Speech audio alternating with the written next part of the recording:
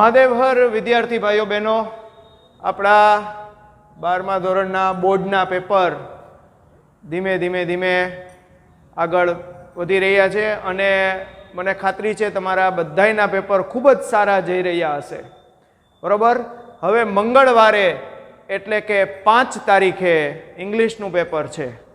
તો આજે હું થોડીક તમને ઇંગ્લિશના એક પેપર વિશે માહિતી આપીશ કે એમાં તમારે શું કરવું, શું ન કરવું અને શેનું ધ્યાન રાખવું એની આપણે ફટાફટ 5 કે 7 મિનિટના વિડીયોની અંદર તમને આપણે માહિતી આપશું. ઓકે, તો મારી સાથે રહેજો તમે બધાય. બરાબર. આપણે શરૂ કરીએ છીએ. એક પેપર, એક મોડેલ પેપર જ તમને અહીંયા બતાવું છું અને તમારે કઈ બાબતોનું ધ્યાન રાખવું એ તમને હું ઝડપથી સમજાવવા માટેનો પ્રયત્ન કરું છું. ઓકે, તો સર્વપ્રથમ આપણે પેપર એમાં સેક્શન એ. હવે તમને ખ્યાલ હશે કે સેક્શન એ જે છે એ આપણે 18 માર્ક્સનો હશે. બરોબર.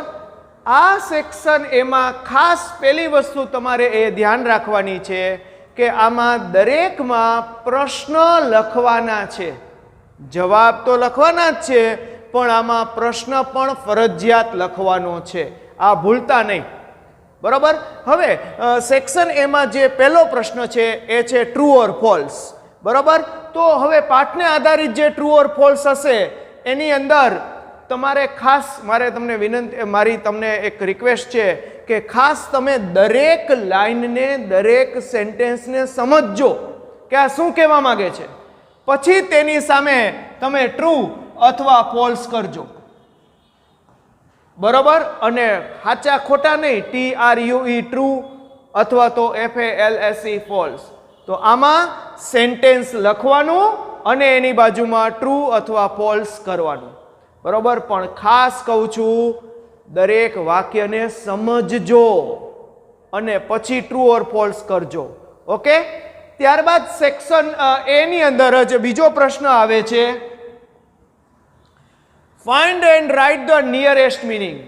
ગ્લોઝરી આવડતી હશે અને હા, ખાસ આપણો રિવિઝન 1 અને રિવિઝન 2 ના મટીરિયલના નિયરેસ્ટ મિનિંગ એ આવડતા હશે તો 100% આમાં વાંધો નહીં આવે.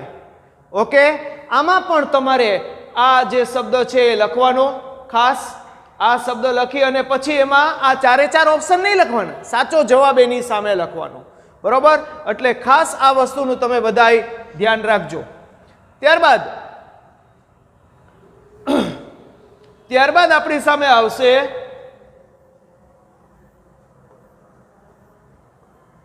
Select the most appropriate language function. Sentence આપ્યું હશે, સેન્ટેન્સની સામે આપણે યોગ્ય ફંક્શનનું નામ લખવાનું બ્રેકેટમાંથી. આમાં શું આવડતું હોવું જોઈએ? દરેક ફંક્શનના કીવર્ડ્સ. જો તમને દરેક ફંક્શનના કીવર્ડ્સ આવડતા હશે તો આ 3 માર્ક તમારા ખીચામાં આવશે. પણ હા, ખાસ વાક્ય લખવું જરૂરી છે. બરોબર. વાક્ય લખી અને એની બાજુમાં આપણે યોગ્ય ફંક્શનનું નામ મૂકવાનું. કીવર્ડ્સ ને ખાસ તમે યાદ રાખજો, દરેક ફંક્શનના કીવર્ડ્સ. ઓકે, એ ભૂલતા નહીં. આમાં પણ આપણે આ સેન્ટેન્સ લખવાનું અને પછી આપણે આગળ વધવાનું. સપોઝ કે જો આ અનલાઇક છે,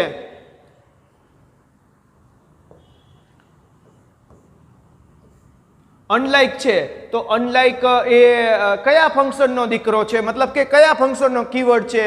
તો તમને યાદ હોય તો talking about person in relation to someone અથવા talking about thing in relation to something. બરોબર. તો ખાસ આ બાબતનું ધ્યાન રાખજો. આમાં પણ વાક્ય લખવાના, બાજુમાં ફંક્શનનું નામ લખવાનું. અને હા, જો યાદ આવે તો જે કીવર્ડ હોય એની નીચે જરાક લીટી પણ કરજો જેથી પરીક્ષકને વધારે અનુકૂળ રહે તમને માર્ક આપવાનું. આગળ ત્યારબાદ આવે છે ફરી પાછો એક ફંક્શનનો પ્રશ્ન, રિસ્પોન્ડ ધ સેન્ટેન્સ. રિસ્પોન્સિસ આવશે. આની અંદર તમારે આ વાક્ય લખવાનું, આપણે વાક્ય લખવાનું અને આ 4 માંથી જે સાચો ઓપ્શન હોય એ લખવાનો. બરોબર. આમાં પણ ફંક્શનના કીવર્ડ અને એની વાક્ય રચના તમને આવડતી હોવી જરૂરી છે. જેમ કે આપણે પહેલું જ સેન્ટેન્સ લઈએ તો આમાં શોઈંગ કોન્ટ્રાસ્ટનો યુઝ કર્યો છે. તો કોન્ટ્રાસ્ટ માટે કયું ફંક્શન આવે છે એ આપણે યાદ રાખવાનું. સોરી, કોન્ટ્રાસ્ટ માટે કયો કીવર્ડ આવે છે એ આપણે ખાસ યાદ રાખવાનું અને આપણે એનો પ્રોપર છે એ જવાબ લખવાનો. જેમ કે આમાં બટ, બરોબર છે. ત્યારબાદ તમે ફટાફટ જોઈ શકો છો કે હેબિચ્યુઅલ ઇન ધ પાસ્ટ તમને દેખાય છે. હેબિચ્યુઅલ ઇન ધ પાસ્ટ, તો એનો કીવર્ડ બધાને ખબર જ છે ને, યુઝ ટુ. બરોબર, પણ તમે આમાં જોવો જરાક કે આમાં યુઝ ટુ છે, આમાં યુઝ ટુ છે, આમાં પણ યુઝ ટુ છે, આ યુઝ ટુ છે, એટલે આ તો આવશે જ નહીં. Used to, USED. બરોબર, પણ તમને નિયમ ખબર છે ને કે યુઝ ટુ પછી હંમેશા શું આવે?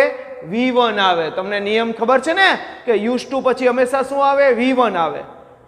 અને જો યુઝ ટુ ની પહેલા વોઝ કે વર આપ્યું હોય તો યુઝ ટુ પછી ING વાળું રૂપ આવે. ઓકે, તો આપણે જરાક ફટાફટ જોઈ લઈએ છીએ કે જો આમાં છે યુઝ ટુ ની પહેલા વોઝ છે, યુઝ ટુ ની પહેલા વોઝ છે, તો યુઝ ટુ પછી કીપિંગ આવવું જોઈએ. તો કીપિંગ નથી, કીપ છે, મતલબ પહેલો ઓપ્શન આપણો ખોટો. પછી આમાં જુઓ યુઝ ટુ કીપિંગ છે, તો આ પણ ખોટું, કારણ કે યુઝ ટુ ની પહેલા વોઝ હોય તો કીપિંગ કરાય. બરોબર, એટલે આ પણ ખોટો ઓપ્શન. પણ આ ઓપ્શન આપણો સાચો આવશે. જુઓ, he use to keep, use to ની પહેલા વોઝ કે વર નથી અને યુઝ ટુ પછી V1 છે, મતલબ કે આપણો આ જવાબ સાચો. તો ખાસ ફંક્શન અને એના કીવર્ડ અને એની વાક્ય રચનાને ખાસ તમે જોજો. ઓકે દીકરાઓ, આગળ વધી છીએ આપણે. આમાં પણ તમારે વાક્ય લખવાના અને પછી સાચો ઓપ્શન લખવાનો. ઓકે, ત્યારબાદ આવે છે ફ્રેમ ક્વેશ્ચન. આમાં પણ આપણે પ્રશ્ન લખવાના, આમાં પણ આપણે પ્રશ્ન લખવા જરૂરી છે. પ્રશ્ન લખી અને પછી સામે સાચો જે જવાબ આવતો હોય એ લખવાનો. ઓકે, ત્યારબાદ સેક્શન બી માં ઝડપથી આપણે પધારી છીએ. સેક્શન બી માં આવે છે પેરેગ્રાફ ઉપરથી ક્વેશ્ચન આન્સર. આમાં સીધા જવાબ લખવાના. નવો સેક્શન નવા પાને, એ તો આપણને પહેલેથી ખબર છે. આમાં આપણે સીધા જવાબ લખવાના છે, આ ખાસ યાદ રાખજો. બરોબર, પણ તમે જવાબ લખો, ખાસ આ યાદ રાખવાનું, ડીડ હોય ત્યારે શું કરવું ને એ બધું આપણને ખબર જ છે. ઓકે, કે અહીંયા ડીડ હોય તો મિસ્ટર વ્હાઇટ વિશ્ડ. બરોબર, આ બધી બાબતો તો ખ્યાલ જ છે. અને જે આપણો કી આન્સર હોય એની નીચે આપણે લીટી પણ કરવાની, પ્રેઝન્ટેશન. બરોબર, અને હા, આમાં સીધા જવાબ. ઓકે, આગળ આપણે વધીએ. સેક્શન બી ની અંદર શોર્ટ નોટ. શોર્ટ નોટ બે પૂછાશે, એક લખવાની, મૂકવાની વાત તો આવતી જ નથી. બરોબર, અમુક IMP શોર્ટ નોટ આપણે તમને કીધી જ છે, તો એ શોર્ટ નોટ તમે ફૂલ પાકી કરી જ નાખજો અને વ્યવસ્થિત એને લખજો. બરોબર છે, બને ત્યાં સુધી ક્લુ પ્રમાણે લખવાની ટ્રાય કરવાની, પણ પછી ક્લુ પ્રમાણે ન લખી શકતા હો તો આપણે જે શોર્ટ નોટ બાબતે વિશે જે જાણીએ છીએ એ લખી નાખવાની. ઓકે, પણ મૂકવાની નહીં. ઓકે, ત્યારબાદ સેક્શન બી ની અંદર જ ફિલ ઇન ધ બ્લેન્ક્સ. પણ આ ફિલ ઇન ધ બ્લેન્ક્સની અંદર જે બ્રેકેટ હશે એ પાઠ જે આપણે ભણ્યા છીએ એને ગ્લોઝરી જે છે ને, એની ગ્લોઝરી એને આધારિત હશે. ઓકે, તો એના મિનિંગ તમને આવડતા હશે તો 100% તમને વાંધો નહીં આવે. એટલે ભાઈ ખાસ તમને મારી રિક્વેસ્ટ છે કે ફિલ ઇન ધ બ્લેન્ક્સના 3 માર્ક જવા દેતા નહીં. સમજો વાક્યને, ટ્રાય કરજો સમજવાની, અને બ્રેકેટના શબ્દોને જો એને સોલ્વ કરવા હોય તો ગ્લોઝરી આપણી પાસે છે જ. ઓકે, આગળ હવે આવે છે આપણી સામે સેક્શન સી. લેપિંગનો પેરેગ્રાફ હશે, એના ઉપરથી પ્રશ્નના જવાબ આપણે આપવાના છે. લેપિંગના પેરેગ્રાફ, આમાંય સીધા જવાબ. બરોબર, એક મિનિટ, આ ખાલી જગ્યા હતી ને, આમાં આપણે વાક્ય લખવાના. ખાલી જગ્યાના જવાબ લખીને હાઈલા આવતા નહીં. બરોબર છે, આમાં વાક્ય લખવાના. ઓકે, ત્યારબાદ સેક્શન સી ની અંદર લેપિંગના પેરેગ્રાફમાં પ્રશ્નના સીધા જવાબ લખવાના.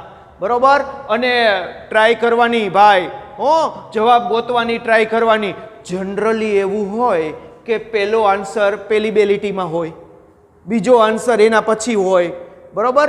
તો બહુ તમારે મહેનત કરવી પડશે નહીં, પણ હા વાક્ય રચના બરોબર લખજો ભાઈ.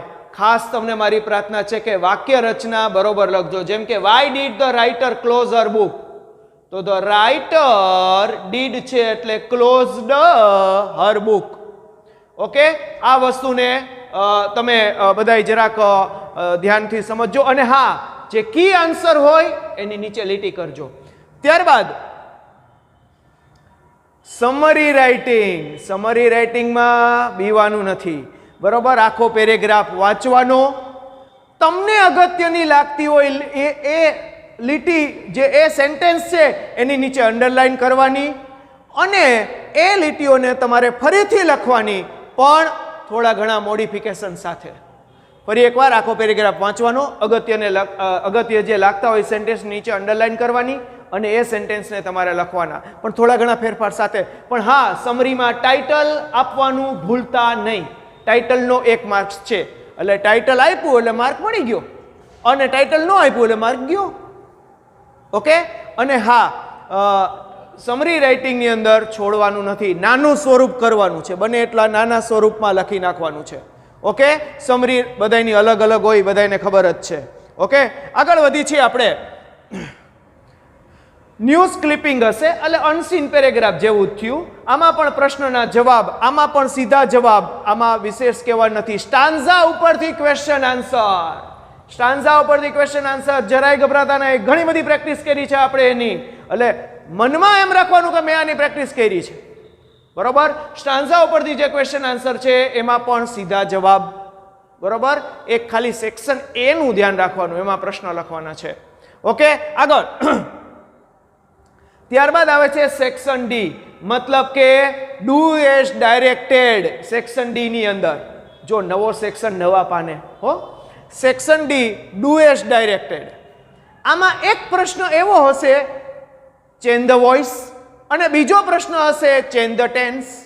ઓકે, તો ખાસ આપણે તમને રિવિઝન 1 ની આન્સર કી આપી છે, તો રિવિઝન 1 ની આન્સર કી છે એમાં મેં બધું હાઇલાઇટ કર્યું છે, તો તમે ખાસ એને રિફર કરી જ જાજો.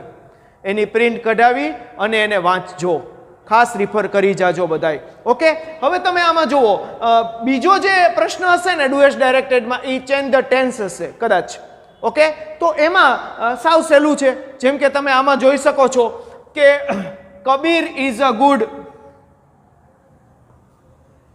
કબીર ઇઝ અ ગુડ, તો ઇઝ ની જગ્યાએ વોઝ, એટલે આપણે સમજી જવાનું કે હા વકાકા કરના હે ભૂકા. શું કરવાનું છે? વકાકા ભૂકા, વર્તમાન કાળનું ભૂતકાળ. હવે આમ પકડતું જવાનું એકો એક ક્રિયાપદને. સ્ટડીઝ, તો એનું શું થઈ જાય? Studied, STUDIED. પણ આખું વાક્ય લખવાનું હો ભાઈ. હા, હું તો અહીંયા તમને શોર્ટમાં સમજાવું છું. પછી અહીંયા સ્કોર્સ, તો સ્કોર્ડ. પછી અહીંયા વોઝ, તો આવી રીતના કરો, આરામથી 2 માર્ક આપણા ખીચામાં. ઓકે, ત્યારબાદ ડાયરેક્ટ ઇનડાયરેક્ટ. ડાયરેક્ટ ઇનડાયરેક્ટ થી ગભરાવાની જરાય જરૂર નથી. 3 માર્ક છે, પરિણામે પેરેગ્રાફ નાનો જ હશે.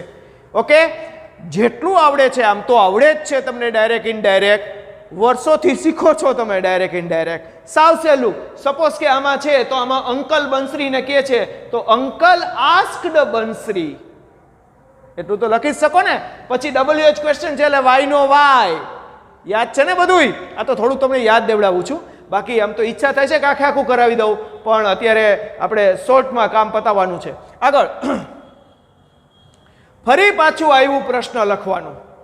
કમ્પ્લીટ ધ સેન્ટેન્સ, પણ MCQ સ્વરૂપમાં.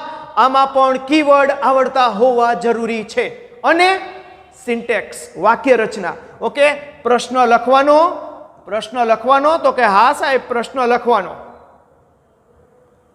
આમાં આપણે પ્રશ્ન લખવાનો થશે અને પછી સામે સાચો જવાબ આપણે લખવાનો થશે. એક્સપ્રેસિંગ કન્ડિશન અથવા કન્ડિશન ઇન ધ પાસ્ટ, તો તમને યાદ જ હશે એની અંદર આ બાજુ આવે હેડ પ્લસ V3, તો ઓલી બાજુ શું આવે? Could, would, should plus have plus V3. તો એવું આપણે ગોતવાનું. તો એવું છે આ If I had been at your place, you would have understood me. You would have V3 ભૂલવાનું નહીં અને have. ઓકે, તો આ બધી વાક્ય રચનાને તમે ફોલો કરજો એટલે વાંધો કદાચ નહીં આવે. આગળ આપણે વધીએ છીએ. Make one meaningful sentence 3 mark. થોડુંક વિચારવાનું અને તરત આન્સર આપણને આવડી જશે. જેમ કે આની અંદર અહીંથી ચાલુ કરવું પડશે. ધ સાયન્ટિસ્ટ સેડ ધેટ, અહીંયાથી ચાલુ કરવું પડશે. એટલે જરાક વિચારવાનું અને 3 માર્ક ફટાફટ મેળવી લેવાના. આમાં સીધો જવાબ લખવાનો, ઉપરમાં પ્રશ્ન લખવાના અને જવાબ હતો આમાં સીધો જવાબ. ત્યારબાદ કરેક્શન, એડિટિંગ. બરોબર, આખી ખાલી જગ્યા લખવાની, સાચો જવાબ લખવાનો. ખાસ બધા નિયમોને યાદ રાખવાના. આપણે ઘણા બધા એડિટિંગની પ્રેક્ટિસ કરી છે, તો જરાય મૂંઝાતા નહીં તમે. આગળ સેક્શન ઈ, યાદ છે ને, આ ઇન્ફોર્મેશન ટ્રાન્સફર આપણે નામ આપતા હતા. આની અંદર તમારે પહેલું વાક્ય શું લખવાનું? This chart gives us the information about, અને પછી આગળ લખવાનું. ઓકે, આ પણ સહેલું જ હશે. બરોબર, ધ્યાનથી તમને જે દેખાય, તમને જે સમજાય એ પ્રમાણે આગળ લખતું જવાનું. આગળ છોકરાઓ, એસે ના 8 માર્ક છે. એસે ના 8 માર્ક છે. આ સેક્શન ઈ ચાલે છે. એમાં ઇન્ફોર્મેશન ટ્રાન્સફર ના 5 માર્ક. પહેલું સેન્ટેન્સ કયું? ધીસ ટેબલ અથવા this chart gives us the information about કરીને આગળ વધવાનું. ઓકે, હવે જુઓ, એસેમાં એક એસે કયો હશે? પાઠને આધારિત. તો આપણે ઘણા બધા એસે કર્યા છે, તો બધા એસેને વાંચવાના. તમારી આપણે ખબર છે ને વુમન એમ્પાવરમેન્ટમાં કેવી રીતના લખવાનું, disadvantages of war, my favourite cartoon series. મસ્ત એસે લખવાનો, જરાય ગભરાવાનું નહીં. પોતાના વિચારો પણ લખી શકો છો. અને આપણે કરાવેલા એસેને વાંચજો એટલે મારા વિચાર પણ થોડા તમે મારા વિચારને પણ સ્થાન આપજો થોડુંક. આગળ ત્યારબાદ આવે છે એપ્લિકેશન અથવા સ્પીચ રાઇટિંગ. સ્પીચ રાઇટિંગ એટલે શું આપણને ખબર જ નથી. આપણે એપ્લિકેશન જ કરવાની છે, અને એપ્લિકેશનનું પ્રેઝન્ટેશન છોકરાઓ જોરદાર કરજો. જોરદાર એપ્લિકેશનનું પ્રેઝન્ટેશન હોવું જોઈએ. બરોબર, સેન્ટરમાં બધું એમ લખવાનું, બાયોડેટા, રિઝ્યુમ બધું મસ્ત. અલ્પવિરામ, તારીખ કાંઈ ભૂલાય નહીં. એપ્લિકેશન, અને હા, એપ્લિકેશનની ક્વોલિફિકેશન જોઈ લેજો કે કઈ નોકરી માટે કેટલું ભણતર જોઈ, ક્વોલિફિકેશન ખાસ જોઈ લેજો છોકરાઓ. ઓકે, આગળ વધી છીએ આપણે. ઈમેલ અથવા તો રિપોર્ટ, જે ફાવે. ઈમેલ ફાવે તો ઈમેલ, રિપોર્ટ ફાવે તો રિપોર્ટ. પણ રિપોર્ટ લખો તો તારીખ અને સ્થળ એટલે કે પ્લેસ લખવાનું ભૂલતા નહીં. બાકી તો તમને ખબર જ છે બધું રિપોર્ટ ભૂતકાળમાં હોય. અને ઈમેલ લખો તો યાદ છે ને, ફ્રોમ, ટુ, સીસી, બીસીસી, આ બધું. અને પછી રિસ્પેક્ટેડ સર કરીને ભગવાનનું નામ લઈ અને વ્યવસ્થિત લખજો. ઘણા ઈમેલ આપણે કરાવ્યા છે. બરોબર, તો આ બધી વસ્તુને તમે ફોલો કરજો અને મસ્ત કામ કરજો. ખાસ પ્રેઝન્ટેશન કરવું જરૂરી છે એટલે એને પણ તમે ભૂલતા નહીં. અને હા, કાંઈ પણ ક્વેરી હોય ગમે ત્યારે મારો કોન્ટેક્ટ કરજો. હું તમને સમજાવવા માટેની પૂરેપૂરી ટ્રાય કરીશ. બરોબર, પણ 100 માર્ક્સનું પેપર લખવાનું છે, કાંઈ બાકી રાખવાનું છે નહીં.